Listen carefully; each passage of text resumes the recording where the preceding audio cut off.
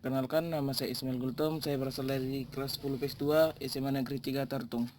Pada kali ini saya akan membahas tentang materi pengantar manajemen. Pengertian manajemen.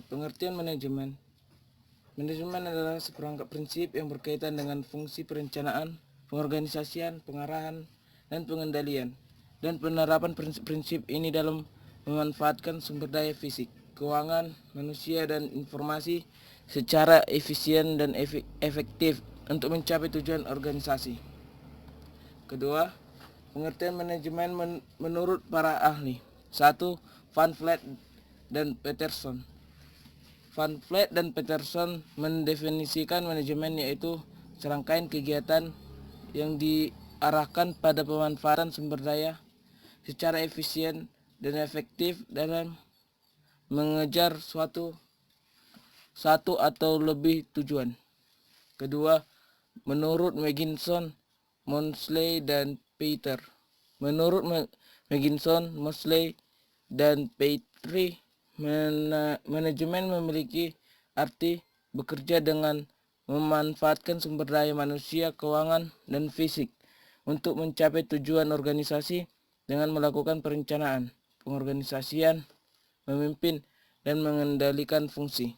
Ketiga, menurut Kreitner. Pengertian manajemen menurut Kreitner. Manajemen adalah proses pemecahan masalah untuk mencapai tujuan organisasi secara efektif melalui penggunaan sumber daya secara efisien dalam lingkungan. 4. Menurut F.W. Taylor.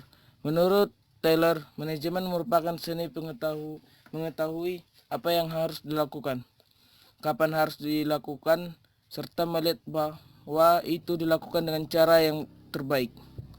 5. Menurut Horkheimer. Menurut Horkheimer, manajemen adalah seni menyelesaikan segala sesuatu melalui dan dengan orang-orang dalam kelompok yang diorganisasi secara formal. Ini adalah seni mencapai lingkungan di mana orang dapat melakukan dan individu dapat bekerja sama menuju mencapai tujuan kelompok. Ketiga, fungsi-fungsi manajemen. 1. Perencanaan. Perencanaan atau planning. Aktivitas strategis dengan menyusun hal-hal yang dikerjakan dengan sumber yang dimiliki. Perencanaan yang dilakukan untuk menentukan tujuan perusahaan secara keseluruhan dan cara terbaik untuk memenuhi tujuan itu. Manajer mengevaluasi berbagai rencana alternatif sebelum mengambil tindakan dan kemudian melihat apakah rencana yang dimiliki cocok dan dapat digunakan untuk memenuhi tujuan perusahaan. Perencanaan merupakan proses terpenting dari semua fungsi manajemen, karena tanpa perencanaan, fungsi-fungsi lainnya tak dapat berjalan. Jenjang-jenjang planning dari perspektif manajemen seperti memiliki beberapa tahap. 1. Top level planning. Perencanaan dalam jenjang ini bersifat strategis, memberikan petunjuk umum, rumusan tujuan, pengambilan keputusan, serta memberi petunjuk pola penyelesaian dan sifat penyeluruh. Kedua, middle level planning. Jenjang perencanaan ini sifatnya lebih administratif, meliputi berbagai cara menempuh tujuan dari sebuah perencanaan dijalankan. 3. Low level planning. Perencanaan ini memfokuskan diri dalam menghasilkan sehingga planning ini mengarah pada aktivitas operasional. 2. Pengorganisasian atau organizing. Pengorganisasian dilakukan dengan tujuan membagi suatu kegiatan besar menjadi kegiatan-kegiatan yang lebih kecil. Pengorganisasian memerlukan dan memudahkan manajemen dalam melakukan pengawasan dan menentukan orang yang dibutuhkan untuk melaksanakan tugas-tugas yang telah dibagi-bagi. 3. Pengarahan atau actuating. Pengarahan adalah suatu tindakan untuk mengusahakan agar semua anggota kelompok berusaha agar dapat mencapai sasaran sesuai dengan perencanaan manajerial dan usaha. Dalam proses ini meliputi kegiatan 1. Membimbing dan memberi motivasi kepada pekerja supaya bisa bekerja secara efektif dan efisien. 2. Memberi tugas serta penjelasan secara rutin tentang pekerjaan. 4. Menjelaskan semua kebijakan yang sudah ditetapkan. 4. Evaluasi atau controlling. Evaluasi dilakukan setelah proses kerja dilakukan. Pada proses ini kinerja dinilai apakah sesuai dengan planning. Controlling atau fungsi pengawasan bisa berjalan dengan efektif jika hal-hal diperhatikan. 1. Routing. Manajer harus bisa menetapkan cara atau jalur guna bisa mengetahui letak di mana sering terjadi suatu kesalahan. 2. Scheduling. Manajer harus bisa menetapkan dengan tegas kapan semestinya pengawasan itu dijalankan. 3. Dispatching. Manajemen dalam hal ini akan melakukan penyampaian terkait evaluasi kinerja kepada unit delegasi. 4. Follow up, yaitu proses tidak lanjut dan menyampaikan informasi. Unsur-unsur manajemen.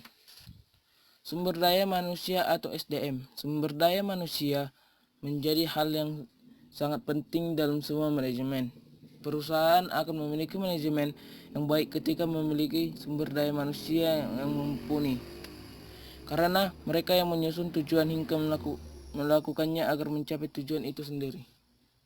Kedua, keuangan. Selain sumber daya manusia, keuangan juga berpengaruh besar terhadap perusahaan.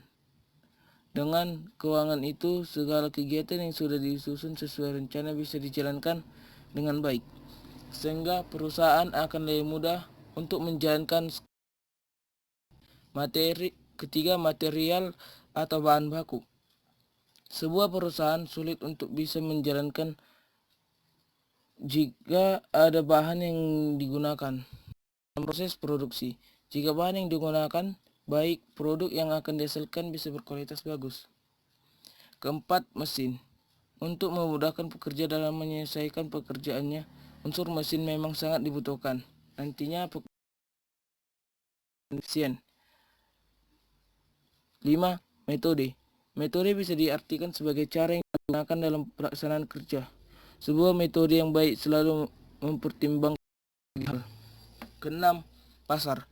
Produk yang sudah diproduksi nantinya akan dipasarkan kepada konsumen. Tujuan manajemen. 1. Mengevaluasi. Tujuan dari manajemen yaitu mengevaluasi strategi kinerja yang telah dipilih secara efisien dan efektif, sehingga dapat dikaji ulang sebagai penyimpangan yang terjadi. 2. Melakukan inovasi. Dengan adanya manajemen, sebuah inovasi dapat tercipta sehingga kegiatan yang dilakukan bisa lebih teratur. Unsur-unsur yang harus ada dalam manajemen tentulah ada beberapa hal yang harus ada. Hal itu disebut unsur dari manajemen. Adapun beberapa hal yang harus ada tersebut antara lain: 1. Manusia. Manusia atau human berperan dalam menetapkan tujuan serta menjalankan proses untuk mencapai tujuan yang telah ditentukan. Sebagai stakeholder yang dapat menjalankan peran sesuai dengan goal yang diminta. 2. Uang. Uang atau money menjadi unsur manajemen yang sangat penting karena dapat menjadi tolak ukur hasil kegiatan yang dijalankan. Unsur uang bisa dijadikan alat untuk mencapai tujuan karena secara rasional penggunaan dapat diperhitungkan. Bahan. Unsur yang ketiga yaitu bahan atau material. Unsur ini menjadi faktor penting untuk mengetahui baik tidaknya hasil yang dicapai. 5. Metode atau methods yang baik dapat berjalan dengan lancar dan baik jika di dalamnya melihat manusia. Oleh sebab itu, manusia harus dapat memahami metode yang baik dan